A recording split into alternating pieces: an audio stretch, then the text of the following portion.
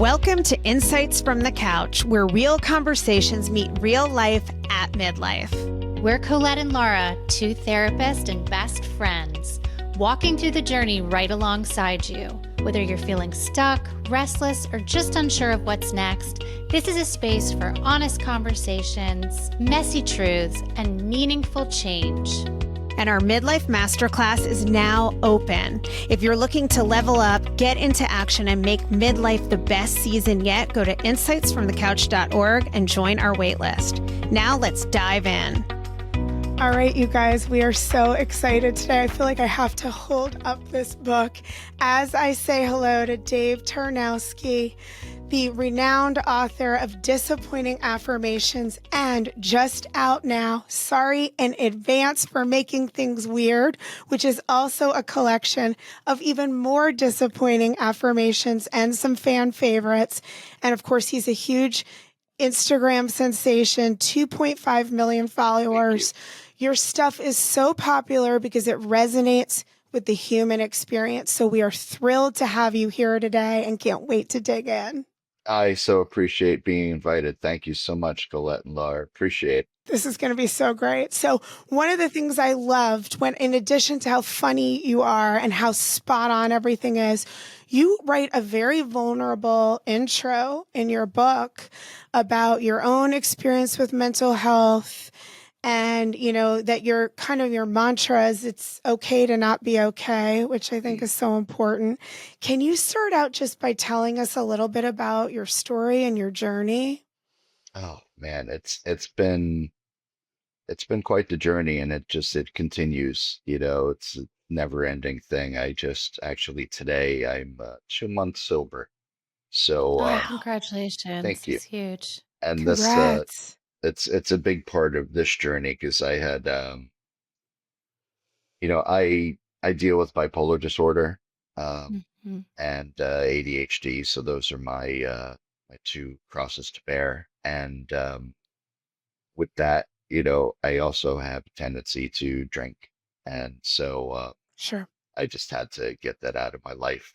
But no, it's been my mental health journey has been quite interesting. So it was something that I always knew that there was something there. I just couldn't put my finger on it. When I finally got diagnosed as bipolar, this was late in life. I was 42 at the Oh, Wow. time. wow. Yeah, So we're not when you talking, were young, not when you were no, in early 20s or, no, no, we're talking 5 years ago. And Wow. wow. yeah, I mean, Dang. literally during the pandemic, I was just like, oh, okay, great. It's good to know that, you know, Piece of but information I might have wanted earlier. you know what? It was good to know. Like when I got the diagnosis, I just remember reading up on it and just being like, yeah, yeah, yeah, okay, I could totally see those things. Uh, and then what I found interesting, and this is part of what I talk about in the second book, the internet basically diagnosed me with ADHD. Wow. So I would make different posts. I can't think of one offhand right now, but and someone would comment like ADHD vibes. And so I spoke to my therapist and I was like, I know I've got this one thing, but is it possible to have, several things? She's like, of Mhm. course. So I took the test and scored off the charts. And so I'm like, yeah, okay. So now it's like which is which? And that's one of the hardest things to tell Yeah. with the journey of, neurodivergence. And those are the people who I really speak to the most, I think, with this. I kind of have found my tribe in them a long time ago. I love my neurodivergence.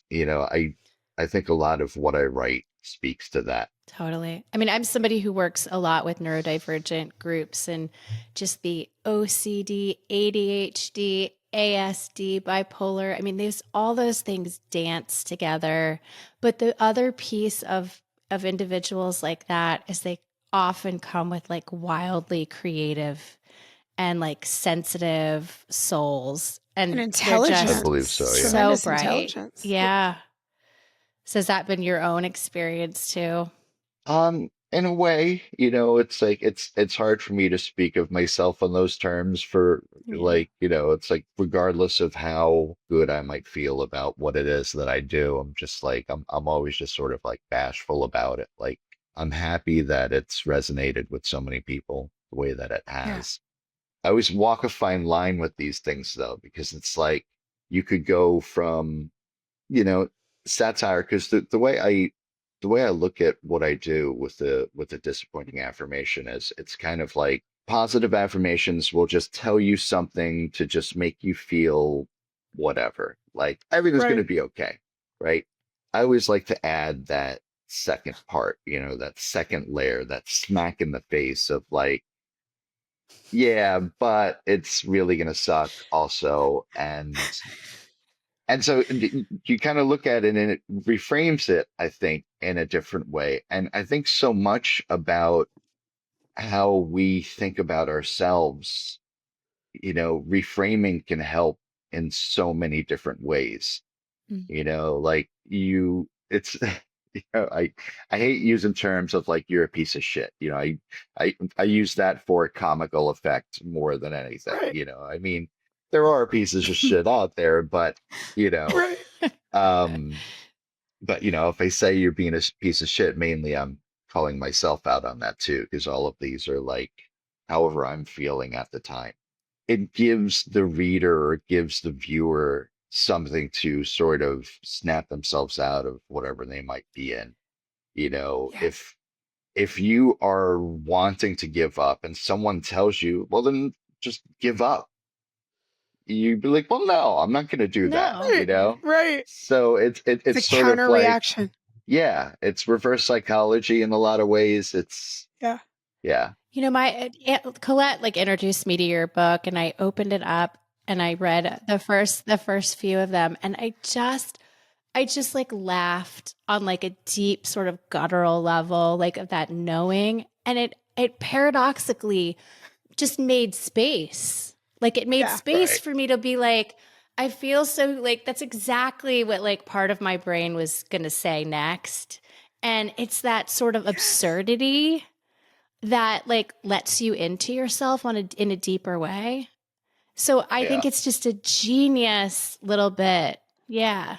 It's the truth with the humor that I Humor. think is so healing and restorative. I mean, I just want to give an example for anyone who oh hasn't please. seen your stuff yet. Yeah, like here's one. Stop, and if you can, we can see it because this is a lot of people watch, right? Stop. So I'll read it and then I'll show it. Stop overthinking. You are the only one who cares. I mean, it's so Exactly. true, right? And then I love just be yourself, but not your real self. No one wants to see that shit. Right? Yes. You you know, know it's and the whole book is filled with okay, here's one more. I could read the whole book on the podcast. It's not imposter syndrome. You really do suck at everything. Right. And Oh my it's God. just like, I think I love that you say in both the intro of this, and I saw it also in the intro for the new book, that like negative thoughts, negative feelings need affirmation hmm too. This is part of the human experience. And I think this is what a lot of people get wrong because we laugh about no one wants to see that shit or stop making people uncomfortable with your painful emotions. But what we notice as therapists, when Laura and I get together, we sit in a restaurant, we cry, we talk about all our painful shit, right? We're so comfortable in the messy feelings, but most people aren't. yeah, People want to avoid all of that. And when you're suffering and struggling, you get a lot of messages from society. You even mentioned, telling people who are depressed, oh, just go exercise. Like it's just so tone deaf. Not that exercise isn't good, but it's so tone deaf for where that person is. And we're yeah. so averse and afraid of painful feelings, but we've really got to embrace it. And when we can be honest about it, but also laugh about how absurd and hard and sometimes filled with suffering life is, it's actually very healing.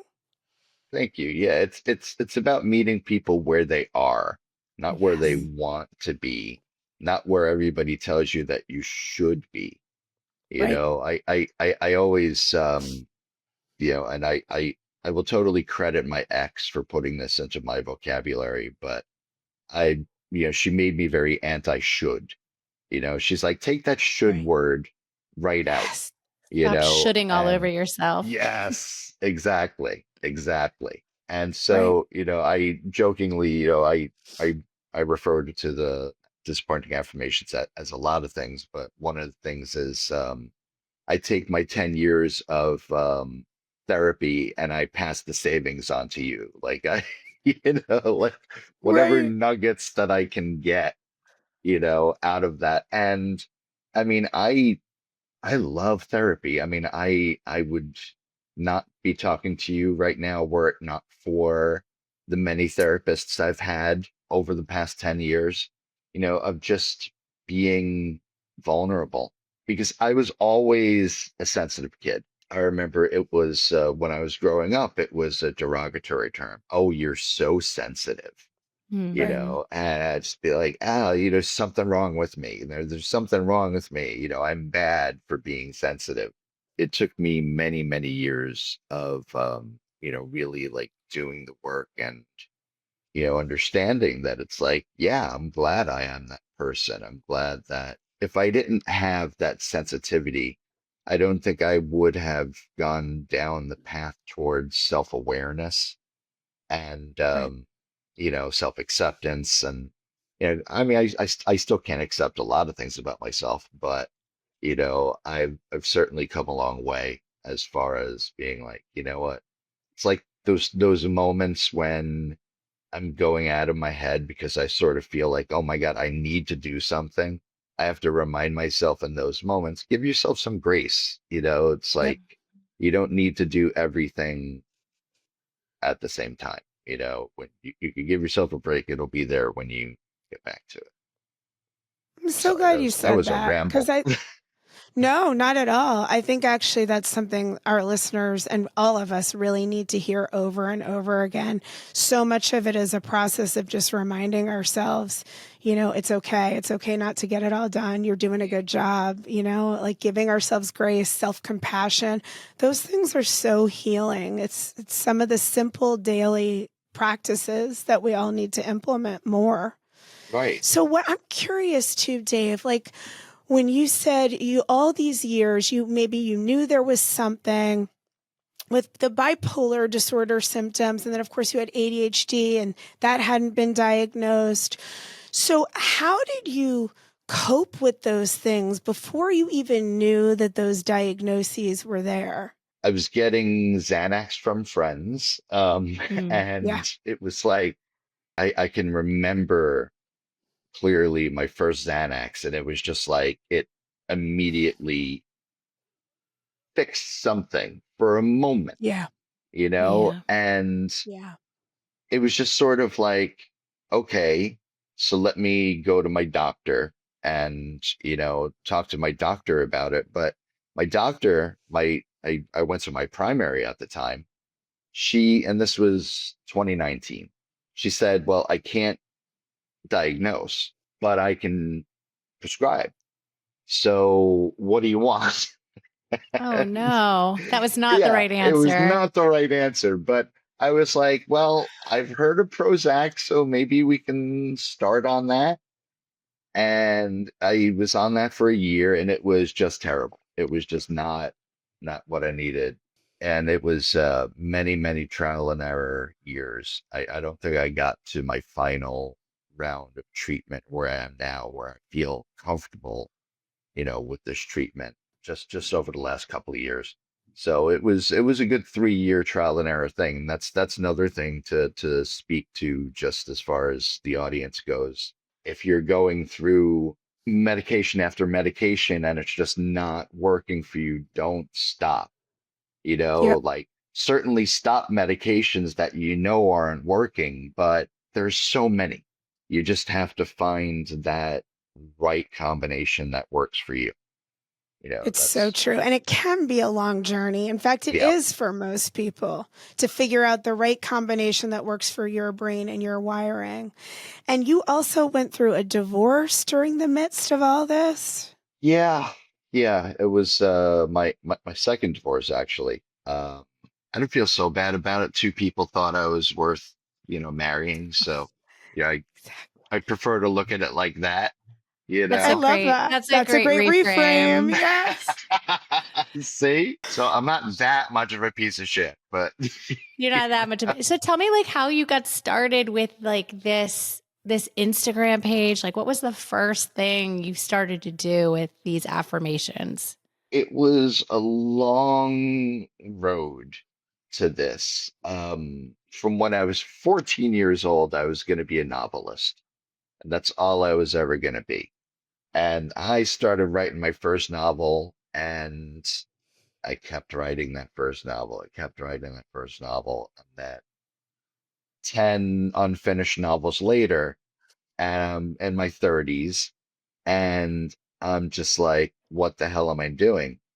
And this was 2014. Memes were just starting to really be a thing Mhm. in, pop culture. Yeah. And I thought, let me try my hand at them. I was getting really tired of doing things that were very niche. Like they were really popular amongst a very select group of people, and I was looking towards, maybe getting into something that could become something larger. Like I had something in the back of my mind and I wasn't sure what it was. All I knew was I was tired of what I had been doing. So I'm up in New York, and I decided to go upstate New York, which is very, very beautiful. I don't know if you've ever heard of the Hudson Valley up there. Yeah. Oh I'm Oh from yeah. yeah. Okay. Westchester. Okay, great. Excellent. So there was this it's sort of a meditation retreat. It's kind of just a very spiritual kind of place. And so I went there for a week, and it was wonderful. I took my phone, I put it in the drawer of the room, and I only looked at it to check what time it was. I refused to go on. I took books with me. I just sat, I read, I Mm. meditated. It's on this nice little campus, and there's a clubhouse and there's a bookstore. And I spent hours a day in that bookstore just enjoying the place and browsing. And one thing that must have seeped into me was the affirmations, because there were a lot of like positive affirmation stuff in that bookstore. And so after that vacation, something just clicked, and I just sort of found this thing. And what really made it happen, so all of the memes that I had made before this, I was using other people's work. So it's just like, regular meme is just somebody else's photo and then you put your words on top of it. Mhm. I wanted to make this completely my own. My ex and I went on 7 vacations, 8 vacations during our time together, and I took photos on all of them. And so Oh, I was wow. just like, I have the scenic backgrounds Yeah. for these things. And so I started using them, and that just became disappointing affirmations from there. And it was crazy Wow. because I remember the page, and I was just trying something out. It started in July of 2022. Can't believe it's been 3 years now. I think in August of 2022, I had like my first big viral hit, and the page just sort of started exploding, and it was like nothing I had ever experienced. And then suddenly I have a book deal, and it was just insane, Yeah, absolutely and you insane. have all kinds of, not only do you have that, but you have a game, you have Oh my postcards. I mean, God, Stickers, so much yes. stuff, so so much much Yeah. stuff. merch. My publisher, and that's part of why I went with them. So when it was so funny. So if I could just go back and just tell you like a little bit about the Yeah. story, because I'm just sort of like, it's been a while since I talked about this. So I started the page in July, had that first big thing in August, and then I got this message from someone at a small, like an independent publisher in England, and they were offering book deal, right? And it was for nothing, and I remember looking at this and just being like, whatever, I don't know, but it was a start. And there was a friend that I had at the time that I reached out to, and I was just like, do you know any literary agents? And she's like, I'll introduce you to mine. And so, like, literally October 1st, I signed with my agent. So it was just like bing, bing, bing. And then we had an auction for the book, and Chronicle Books, who I ended up going with. What I really loved about them was, and I'm sure you've noticed from their stuff, it's good Yes. quality. I mean, like Yes, they really it put is. their all into a pretty product, Yeah. It's you it's know. it's really nicely done. Yeah, yeah. And that's one of the things that I love about this is book two. It comes in Yay. backwards over here. It's a heftier book. It's nice. It's yeah. But I will save that for later. I'm jumping ahead. That's okay. No, and I'm glad you're showing the book because our copies are on their way. Oh, still haven't gotten them. Okay. Yeah, All right. yeah. But we Yeah. have the digital. We have the digital. Okay, So, cool. Yeah. but I'll be putting your new book on my coffee table too.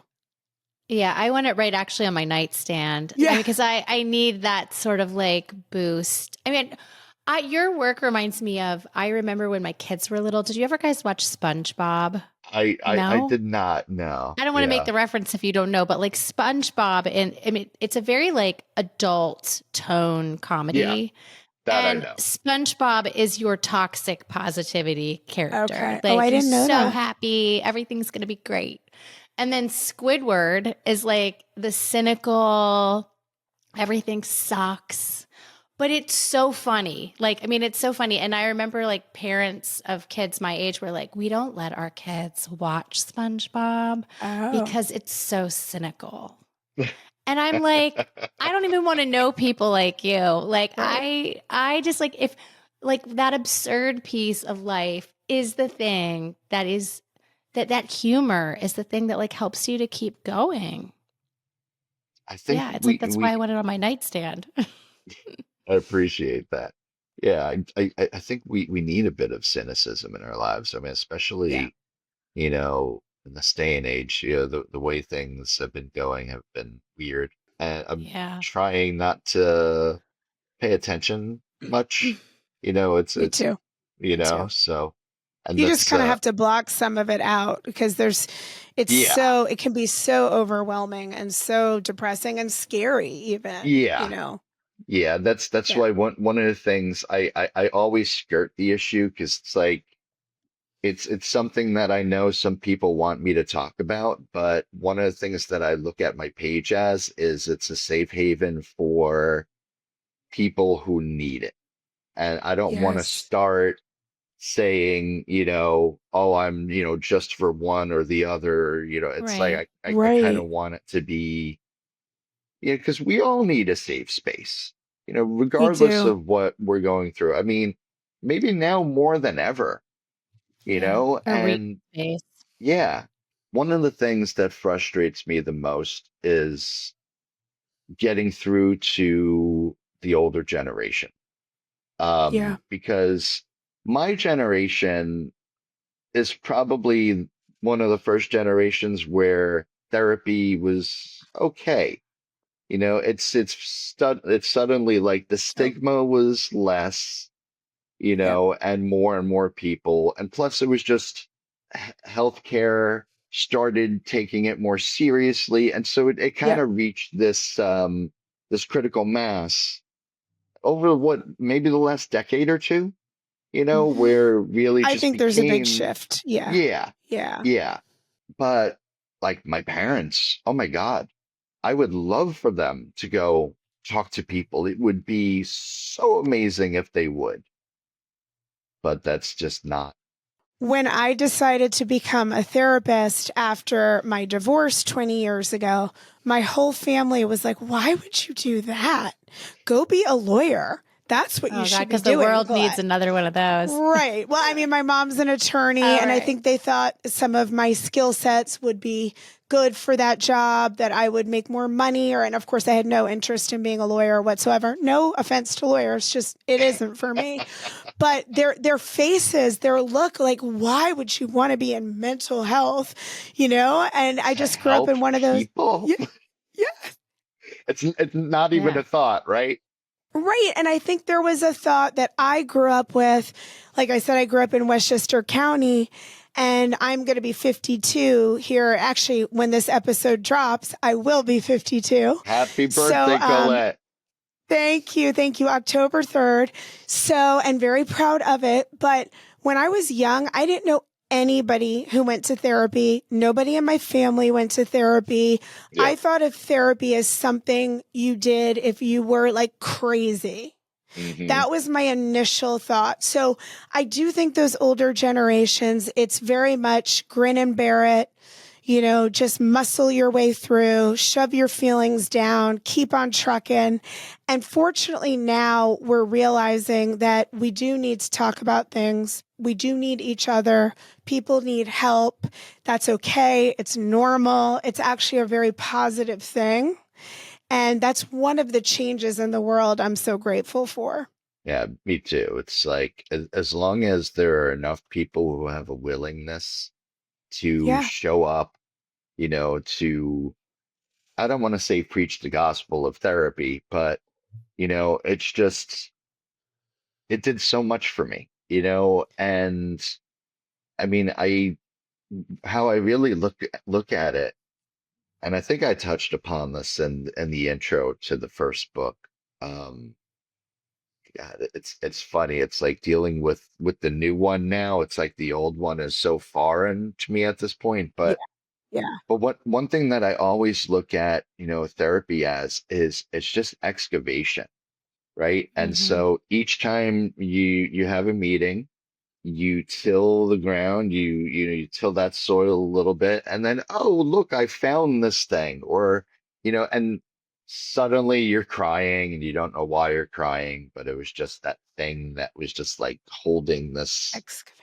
it was holding this space in you that suddenly released, and you Mm. don't know what to do with that emotion. And I mean, it's those moments that make therapy for me, it's Yeah. like, Mm. to go back to the older generation, like my mother loves to do paint by number stuff, right? Like that is the way that she Yeah. relaxes, right? Yeah. Because God bless her, she's in her mid 70s, but she'll say things like, "That's my therapy," and I'm like, Yeah. Yeah. It's not the Yeah. same. It's beautifully put, though. Like, I love that you really appreciate the process of therapy, because I think so many people that if they don't do well with therapy, it's because they're looking for like a really tangible outcome, mm. and they just don't ever they don't ever really settle into the process. And it is a I process. I think for me, what it really was, and my first couple of therapists will probably definitely attest to it, not probably, is I was very much a blah kind of patient. I came in and I just unloaded whatever was going on in my head during that day or whatever I was going through, and then Yeah. sort through the shit. Like one of them, she was like, literally every day you come in here and you just like you fill up this bag of things and then you just leave, and I'm here like holding this bag of shit. She didn't say that, but you know, it took me a while to go from that kind of patient to, now I'm getting into the groove, and, not that there are levels, you don't get like black belt patient, that would be really cool though, if that were something, I agree. I you think know, there are levels, though. I yeah. Yeah. mean, I do think that, like, Well, yeah, when people have enough experience with therapy, or they know themselves well enough, they can tolerate like different levels of things. Even as a therapist, when I train, like, there's certain modalities that are harder for me to access, and like I have to build capacity to get into those modalities. And I think that everybody has to build that that capacity within Well, what I themselves. notice is people come in and some people, depending on what you're accustomed to, how you've grown up, where your own comfort level is with introspection and your own inner life and your own emotions. Some people come in and they really are at the surface. They Yeah. want to be here. They just haven't gone deeper. So they're not resistant. They're just not there yet. And, we're always hoping to try to go deeper because that's where, and getting into the body and getting a little more experiential, because that's where so much change and transformation, and as you beautifully say, excavation, where you find those little nuggets that are so transformative. I think it's a perfect metaphor. And other people, I mostly work with couples. So sometimes I'll get couples that come in and I can tell that they've both done therapy. They're already ready to work at a level of inner work because they've been excavating and they've been doing that. Some other people, they want to come in and just talk about the surface level of the argument, and they haven't gone deeper yet. So it is, I think there are levels. We're just not giving people designations. Yeah. Yeah. No, totally. But Like that'd be cool. you made me think of one moment, and this was fairly early on. So my ex, she was the one who convinced me to go to therapy, because she had been going to therapy for over a decade, I think, before we met. And then she and I did couples therapy together. It was just so much therapy. So I learned a lot.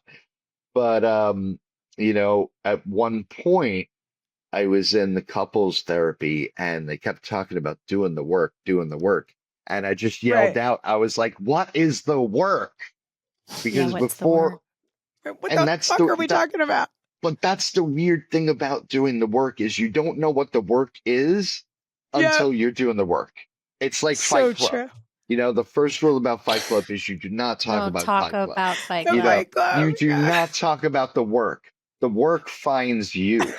And The there work is a works moment on where you. all of a sudden it's just like, oh shit. We're doing the work. Oh, that's why I'm like this.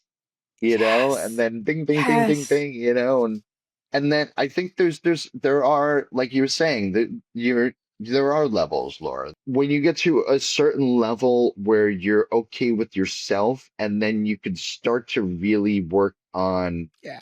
how you are in relationship to others, particularly to Yeah. others who Yeah. trigger you. People who you grew up with, people, your parents, your grandparents, your siblings. I've got two brothers. They're older than I am. I've got a lot of trauma from Mm. those years. And so, even now, as they're in their early 50s, I'm in my late 40s, that dynamic still lives in Yep. a way. It doesn't matter how old you get, there's still going to be that sort of friction, that sort of, hierarchy. That's so funny that you say that, Dave. I've been recently doing a lot of like brother work in Oh, really? therapy, like with grown men that have brothers. Like their idea of who they are as men is very defined by like who they were in relationship to their brothers. So I find that sibling work so interesting. That just as an aside, but It's a strange thing. It's a strange thing, yeah. because we get along. There are moments. I mean, we're very different people. Where it's at the point now where the age just doesn't really matter, but Yeah. yet Yeah. you've got like those buttons that people push, but then Yeah. you've got the people who installed them in the first place, Mhm. right? And so, how the fuck do you deal with that now? I know. How do you somehow subvert that and get around that? And so there Mm. are levels, different levels, and Yeah. it's almost like how they have a defensive driving course. You should almost have a defensive therapy course on how, Yes. For like, dealing with your family of origin. yeah, just, Totally. you throw up a jump scare and you're like, how are you going to react to this? Go. I love it. Oh, Because it's really true with family stuff, whether it's siblings, parents, I'll think, oh, I've evolved beyond that, or that won't bother me anymore. And you go home and you're right back. It's the same argument. I'm 16 years old. My mom's annoying me in the same way. It changes and we grow, but those dynamics are so entrenched and they can come right back up for you, even when you think you've transformed beyond it. Yeah. Yeah.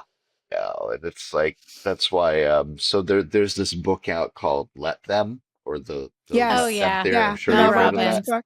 And I'm Yes. just like, easier said than done, Mel. Like, Yeah. Totally. Yeah. it's Yeah. it's great in theory, but sometimes it's more like fuck them, like Right. I can't Exactly. deal with I think that. that should be your next book, Dave. It's so funny that you said that, Dave, because like I heard her on an interview and she said that the let them is almost for the person to get to the fuck them. She said it's almost like it gives you that little boost of like self-righteous energy of like, let them Yeah, not invite me. But yeah, it's to sort of fire you up to yeah, take care. I've heard her say that about that yeah, book, but I agree. It's so much easier said than done. yeah. It's like, I Yeah. mean, I'm not gonna say her work is antithetical to mine. We're definitely we're in a Venn diagram somewhere. Yeah. know? Yeah. Like Yeah. I did a little project with Gretchen Rubin not too long Yeah. ago. So talk about, somebody who like we couldn't be more polar opposites with Happiness. her happiness. Yeah. But it's fun getting to know people in different areas, and seeing how, Right. we're all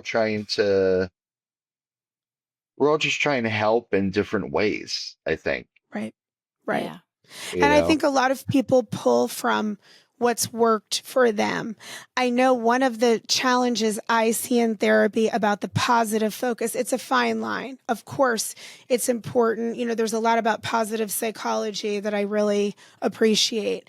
And I actually think I'm a pretty optimistic person, but I'm also the first to be like, oh my God, everything is shit, and like kind of self-deprecatingly laugh at it. And that's part of what enables me to be positive. And I think there's a difference when there's a wall up to, I have to be positive. I have to be positive because if anything negative gets in, I'm going to kind of fall apart. It's going to consume me. And I see that a lot as a therapist, that some people have lived their whole life that way because of trauma or difficult people in their lives. When they were younger, they had to build those kind of defense mechanisms. I had a client say to me the other day, a male client, well, the minute my wife starts getting upset, I just want to get away and focus on something positive. And I thought that was the kind of the poster child statement for what I hear from a lot of, in particular, men in couples therapy, that's a long-standing coping mechanism. And certainly nobody, you nor us as therapists, is saying, let's just all swim in like miserable shit forever and let it drown us. But that feelings are designed to be their energy. We have to allow it to move through our body and then find ways to cope and redirect without blocking and stuffing and repressing, because that's what makes us sick and what makes our mental health conditions worsen. Yeah, and there's one thing I think the most important emotion that there is to deal with is grief, and it's something that Yeah. we all go through in our lives, and for many different ways. You grieve someone who passed, a relationship that that is now over, and I think that's something that a lot of people don't have. I don't want to say they don't have the armor for it. They don't know that they need to armor up for it. It's a roller coaster. Anyone who's Yeah, been through it, it it'll is. come, it'll be here on Monday, and then it'll disappear and it'll show up out of the blue on Friday. And Yeah. that's one thing that I also, focus on in a lot of my work. And I think I feel like I'm a survivor of it. Yeah. Yeah. I went through a lot of I forgot if I mentioned, so I gave up booze 2 months ago, and Yeah. that was after a very, very long period of just a lot of binge drinking, and I really wasn't happy with my life. I wasn't happy with myself. There were a lot of feelings from over the years that I had been postponing as opposed to dealing with in the moment, Mm. Yeah. and a lot of that would turn out to be, these moments of I would listen to the wrong song and suddenly I'd be in a puddle of Yep. tears. It's been a hard several years. I've had several losses in my life, Mm. including might sound small or silly or whatever, but my dog passed, That's and huge. Yeah. she had been around for two marriages. She had been there, like I mean, she died. She was 19 years old. She lived a nice long life, Wow. but being without her, it's just sort of like this. You don't replace something like that. You don't Yeah. replace a yeah. So Yeah, it's a grief is significant yeah, relationship that was with you through your whole kind of adult life. yeah, yeah. So yeah, so anyone out there listening who's been through pet passing, you're not I've seen alone. people come undone. I've Yeah. seen people come undone from this. I'm still not over it. It's been 3 years for me with my dog, and Oh, I Yeah. still can cry sorry. about it. Yeah. Yeah, thank you. Thank you. It's just, I think it's a relationship, it's a primary Yeah. attachment figure. It's not just a dog. Our No. dogs love us unconditionally. And I think a relationship with a dog is one of the best One of the relationships best. that's out there. So, but I'm glad you're talking about grief because I think we can't avoid it, but it's understandable that at times we want to avoid it because it's so painful while you're on that roller coaster. It can subsume you at times with Yeah. how heavy it is.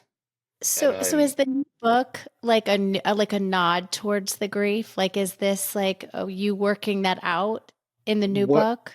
no, what the new book is and how it differs from the first book, which was just a collection of the affirmations. I had tried with the first book to string them together to make a sort of story, but with book two, it's in sections.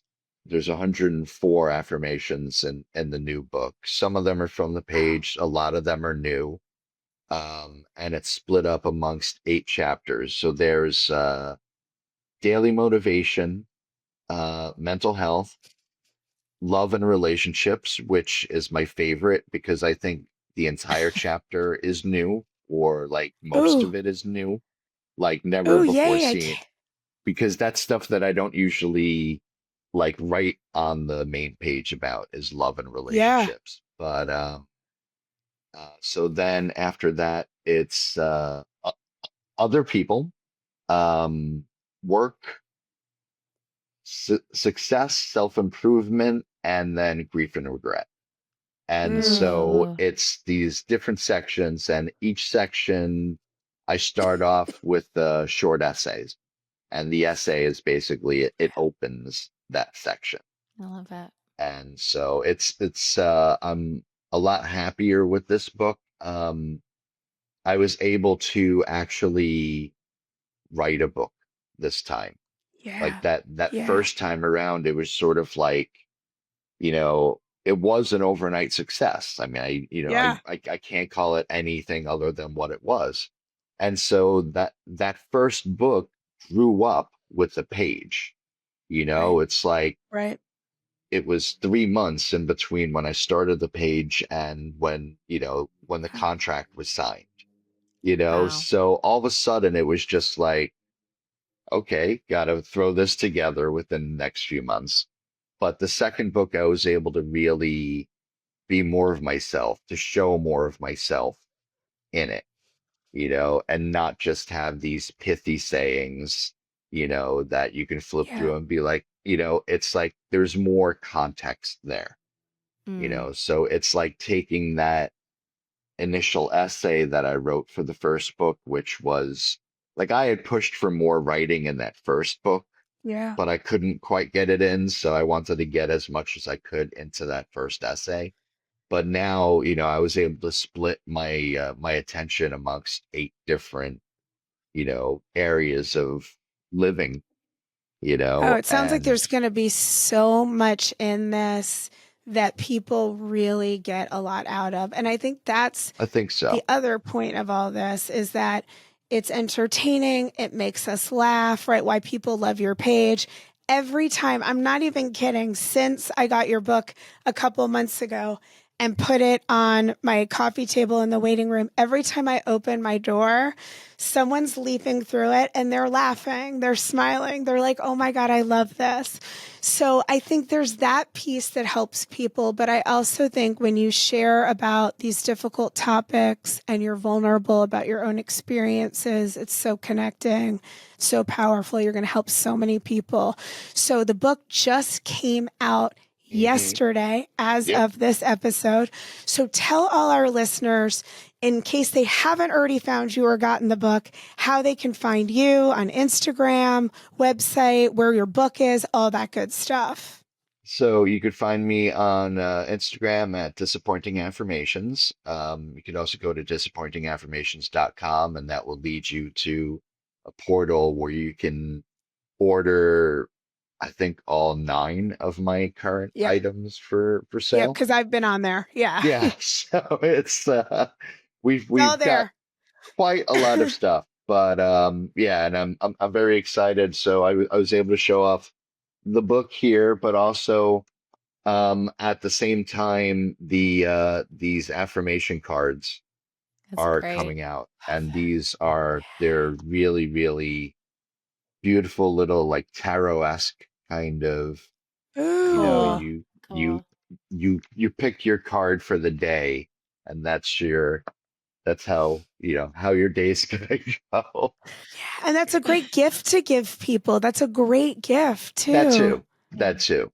Yeah. It's so giftable. Everybody can think of at least one person in their life that would like this sort of stuff. So, and we're going to have all the links to order your book, to your website, your Instagram handle will also be in our show notes.